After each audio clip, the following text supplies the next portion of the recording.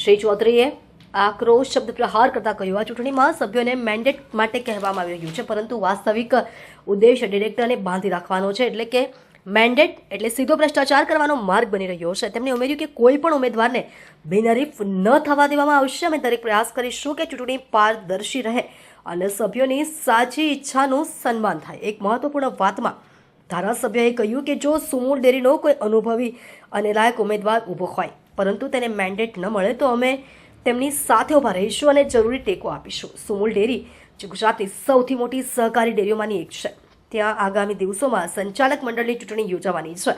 તાજેતરમાં ઉમેદવારોની પસંદગી અને મેન્ડેટ વિતરણને લઈને વિવાદો વધ્યા છે. ડેરીના કેટલાક સભ્યોએ બિનપારદર્શક પ્રક્રિયાની ફરિયાદ કરી છે, જેના પગલે ચૌધરીએ આ મુદ્દો ઉઠાવ્યો છે. તુષાર ચૌધરીએ ભારપૂર્વક કહ્યું કે આ મામલો કોંગ્રેસ કે ભાજપનો નથી, આ તો સુરતના ખેડૂત ડેરી સભ્યો અને સહકારી આંદોલનના ભવિષ્યનો સવાલ છે. તેમણે ડેરી વહીવટીતંત્રને પારદર્શક ચૂંટણી પ્રક્રિયા અપનાવવા અપીલ કરી છે. સ્થાનિક રાજકીય વર્તુળોમાં આ નિવેદનને ઉત્તર ગુજરાતની સહકારી ચૂંટણીઓ અને આગામી સ્થાનિક સ્વરાજની ચૂંટણીના સંદર્ભમાં પણ જોવામાં આવી રહ્યું છે.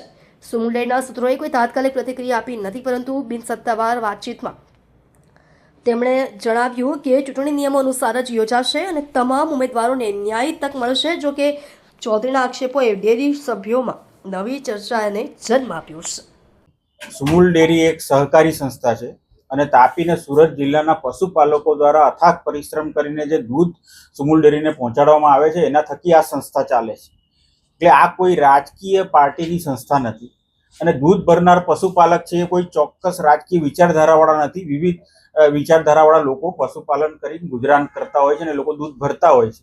તો મેન્ડેટ ક્યારે આપવામાં આવે કે મેન્ડેટ કોઈ રાજકીય ચૂંટણી હોય, નગરપાલિકા હોય, મહાનગરપાલિકા હોય, તાલુકા પંચાયત હોય, જિલ્લા પંચાયત હોય, વિધાનસભા હોય કે લોકસભા હોય, તો એમાં તમે મેન્ડેટ આપો તો સમજી શકાય, કારણ કે એ પાર્ટીના સિમ્બોલ પર ચૂંટણી લડાતી હોય. પણ આ સુમૂલ ડેરીની ચૂંટણી તો કોઈ પાર્ટીના સિમ્બોલ પર લડાતી નથી. તો મેન્ડેટ શા માટે આપવામાં આવે છે? મેન્ડેટ એટલા માટે આપવામાં આવે છે કે મેન્ડેટ આપીને ડિરેક્ટરને બાંધી લેવામાં આવે અને એને ભ્રષ્ટાચાર કરવાની છૂટ આપવામાં આવે છે. એટલા માટે આ મેન્ડેટ ભારતીય જનતા પાર્ટી દ્વારા આપવામાં આવે છે. કારણ કે હાલમાં એ ડિરેક્ટરની ચૂંટણી લડવા માટે મેન્ડેટ આપશે, પછી એના પછી પ્રમુખ ઉપપ્રમુખને બનવા માટે પણ મેન્ડેટ આપશે. એ રીતે સીધો ભ્રષ્ટાચાર કરવા માટે, સેન્ટ્રલાઇઝેશન ઓફ કરપ્શન કરવા માટે આ મેન્ડેટ પ્રથા આ ભારતીય જનતા પાર્ટી અમલમાં લાવી છે. એનો અમે વિરોધ કરીએ છીએ. એટલે અમે નક્કી કર્યું છે કે જે લોકો મેન્ડેટ વાળા ઉમેદવાર ચૂંટણી લડશે એને અમે કોઈ પણ ઉમેદવારને બિનહરીફ નહીં થવા દઈએ, એની સામે અમે ઉમેદવાર મૂકીશું. પણ અમે એ પણ નક્કી કર્યું છે, માની લો કે એ લોકોમાં મેન્ડેટ કોઈને મળતો નથી, પણ એ સહકારી વિચારધારા સાથે જોડાયેલો વ્યક્તિ છે અને સુમૂલ ડેરીનો અનુભવી ડિરેક્ટર તરીકે એને કામ પણ કરેલું છે, તો એવા લોકો બી અમારી પેનલમાં લડવા માંગતા હશે તો અમે એને પણ એમની સાથે પણ અમે ચૂંટણી લડીશું. પણ આ મેન્ડેટ પ્રથાનો અમે એટલા માટે વિરોધ કરીએ છીએ કે આ મેન્ડેટ પ્રથા માત્ર ને માત્ર ભ્રષ્ટાચારને પ્રોત્સાહન આપવા માટે આ ભારતીય જનતા પાર્ટી દ્વારા આ સિસ્ટમ લાગુ કરવામાં આવી છે. પશુપાલકો ધરાવતી આ સુમૂલ ડેરી છેલ્લા 10 વર્ષમાં ભારતીય જનતા પાર્ટીના મેન્ડેટ દ્વારા પ્રમુખ અને ઉપપ્રમુખે 2015 થી 2025 સુધીમાં 1000 કરોડથી વધુનો ભ્રષ્ટાચાર કર્યો.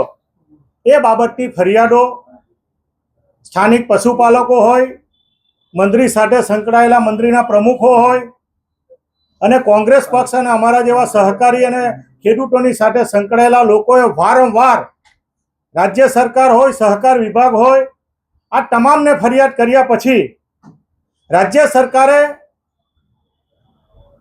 રાજ્યના રજિસ્ટ્રારશ્રીને અને નવસારીના રજિસ્ટ્રારને કલમ 86 હેઠળ તપાસ માટેનો એક રિપોર્ટ કરવામાં આવ્યો હતો.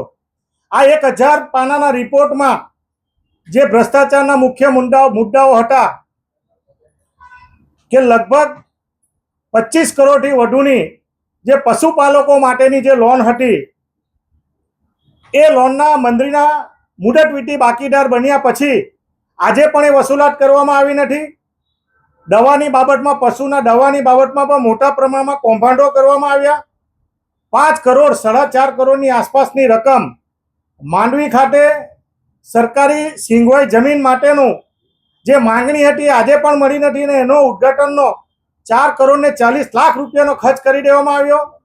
એવી જ રીતે પશુદાણ માટેના ફેક્ટરી માટે રાજ્ય સરકારે જે 20 કરોડ રૂપિયાની જે સબસિડી આપી હતી એ સબસિડીને પણ એની સામે 17 કરોડ રૂપિયાનો ઉદ્ઘાટનનો ખર્ચ કરીને જે પ્રોજેક્ટનો જે ખર્ચ હતો 33 કરોડ, એના કરતાં વધારે 133 કરોડ રૂપિયાનો ખર્ચ કરીને મોટા પ્રમાણમાં પશુપાલકોના હિતની સાથે રમત કરવામાં આવી હતી. આ સમગ્ર બાબતની તપાસનો રિપોર્ટ આજે પણ માનનીય મુખ્યમંત્રી શ્રી, સહકાર મંત્રી અને સહકાર વિભાગના ટેબલ પર પડેલો છે. તો ભારતીય જનતા પાર્ટીએ સહકારથી જે સમૃદ્ધિની વાત કરે છે, એમણે પહેલા આ જે કોણ ભ્રષ્ટાચારીઓ છે, કયા કયા, જ્યારે સુમૂલનું સમગ્ર બોર્ડ આમાં સામેલ હોય અને આજે ભારતીય જનતા પાર્ટી ફરીવાર મેન્ડેટ આપે, જ્યારે ચૂંટણી લડવા માંગતી હોય ત્યારે આવા જ લોકોને ફરીવાર મેન્ડેટ આપીને 2.5 લાખ પશુપાલકોની સાથે રમત કરીને એના પસીનાના નાણાંનો જે દુરુપયોગ કરવા માટેની જે ચાલી રહ્યા છે, એનો કોંગ્રેસ પક્ષ વતી અમે બધા વિરોધ કરી રહ્યા છે. આવનારા દિવસોમાં 12,000 કરોડ રૂપિયાનું જે ટર્નઓવર કરનારી સંસ્થા, જે સહકારી સંસ્થા છે, એની ઉપર ભારતીય જનતા પાર્ટીનું કાર્યાલય બનાવીને એનો ખર્ચ કરવાની જે પેરવી કરી રહી છે, એની સામે કોંગ્રેસ પક્ષ લડત કરવાના છે. આવનારી ચૂંટણીમાં પણ આવા ભ્રષ્ટાચારી લોકોને મેન્ડેટ આપતા લોકોની સામે અમે લડત કરવાના છે. જો ચૂંટણીમાં જે કોઈ પરિણામ આવે, પરંતુ આ બાપ દાદાએ જે સહકારી સંસ્થાને જે નિર્માણ કરેલી છે એને બચાવવા માટેનો અને પશુપાલકોનું હિત સંકળાય એના માટેની આવનારા દિવસોમાં કોંગ્રેસ પક્ષ લડત કરવાનો છે, એવું આપના માધ્યમથી અમે વિનંતી કરીએ છીએ.